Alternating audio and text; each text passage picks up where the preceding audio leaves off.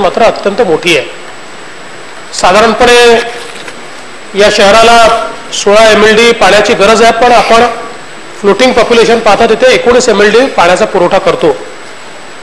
एकीकडे पाणी पुरवठा 19 MLD आहे, पण आपली जी सांडपाण्याचा जी काही आपण निचरा करतो त्याची जी आपली क्षमता आहे ती क्षमता साधारणपणे इथे जी काही 15.5 MLD त्या ठिकाणी सांडपाणी तयार होतं, त्यापैकी 8 MLD वर सध्या प्रक्रिया होते आणि उर्वरित पाण्यावरती प्रक्रिया योग्य प्रकारे होत नाही। आणि जे दोन कारण आहेत, एकीकडे जी काही सांडपाण्यावर प्रक्रिया करण्याची क्षमता आहे ती कमी आहे, पण त्यासोबत नुसती प्रक्रिया करण्याची व्यवस्था उभी करून चालत नाही, ते सगळं सांडपाणी कॅप्चर करावं लागतं आणि ते कॅप्चर करण्याकरता सांडपाण्याच्या ज्या नाल्या आहेत किंवा ज्याला गटारी म्हणतो, भुयारी गटार, त्याची देखील अपुरी व्यवस्था आहे। त्यामुळे ते सगळं पाणी कॅप्चर होत नाही आणि ते थेट चंद्रभागेला जातं। आणि म्हणून या संदर्भातला एक इंटिग्रेटेड प्रोजेक्ट हा पण आता मान्य केलेला आहे।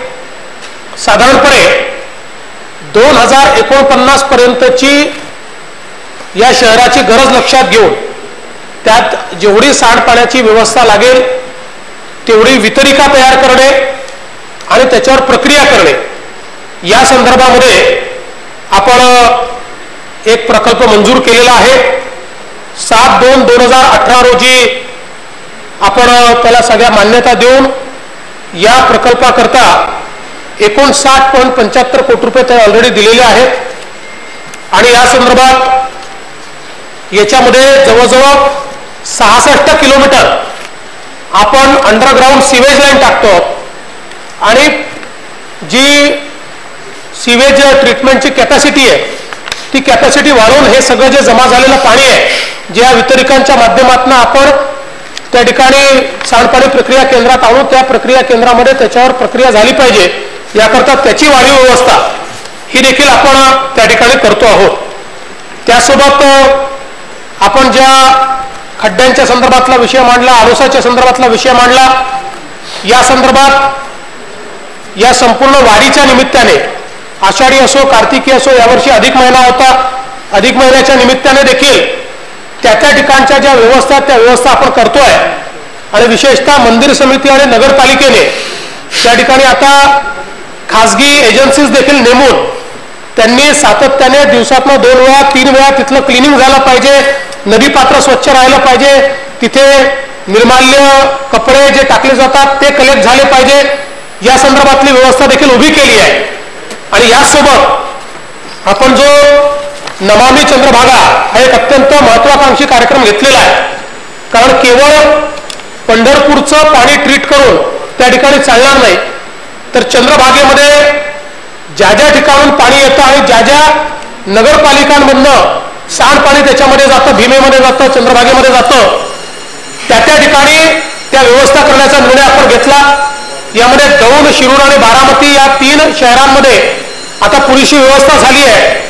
व्यवस्था जिथे निर्माणाधीन आहे तिथे तळेगाव दाभाडेला नगरोत्थानमधनं आपण 51 कोटी रुपये दिले आहे, आळंदीला 17 कोटी रुपये दिले आहे, पंढरपूरला 59 कोटी रुपये दिले आहे आणि त्यासोबत पुणे आणि पिंपरी चिंचवड याच्यामध्ये पिंपरी चिंचवडला 147 कोटी अमृत अभियानामध्ये दिले आहेत आणि पुणे मनपाला 990 कोटी हे जायकाच्या माध्यमातून त्या ठिकाणी दिले आहेत। या माध्यमातून ही जी सगळी शहरं आहेत जी खऱ्या अर्थानं भीमेला आणि चंद्रभागेला प्रदूषित करतात, त्या प्रत्येक शहराचं आपण त्या ठिकाणी प्लॅनिंग करून आणि तिथे STP तयार करणं हे काम सुरू केलं आहे।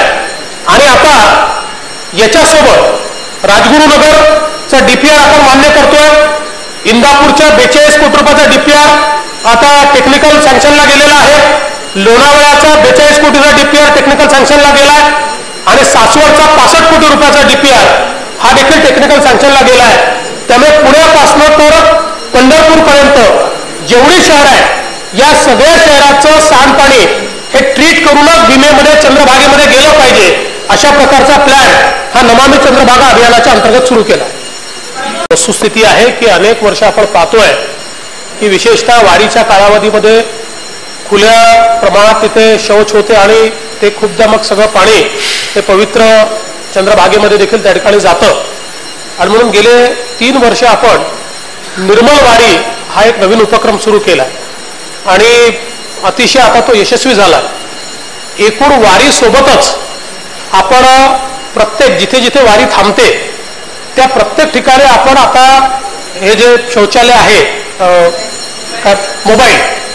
मोबाईल शौचालय ते आपण त्या ठिकाणी ठेवतो आणि त्यामुळे बरीच स्वच्छता आणि सगळे वारकरी ती व्यवस्था मिळाल्यानंतर त्या व्यवस्थेचा नीट उपयोग त्या ठिकाणी करतायत. तसंच आता आपण माननीय विरोधी पक्षनेते या पंढरपूरमध्ये देखील वारीच्या निमित्ताने त्याची संख्या वाढवलेली आहे. मोबाईल शौचालय असतील किंवा स्नानगृह असतील याची देखील संख्या वाढवलेली आहे. पर्याप्त संख्येत ते उपलब्ध आहे हे नियोजन केलेलं आहे. मी तथापि पुन्हा एकदा याची माहिती घेईन की त्याच्यात काही कमतरता असेल तर ती कमतरता आपण दूर करू. आणि पंढरपूरचा जो प्रकल्प आहे याला 24 महिन्याचा कालावधी आपण दिला आहे.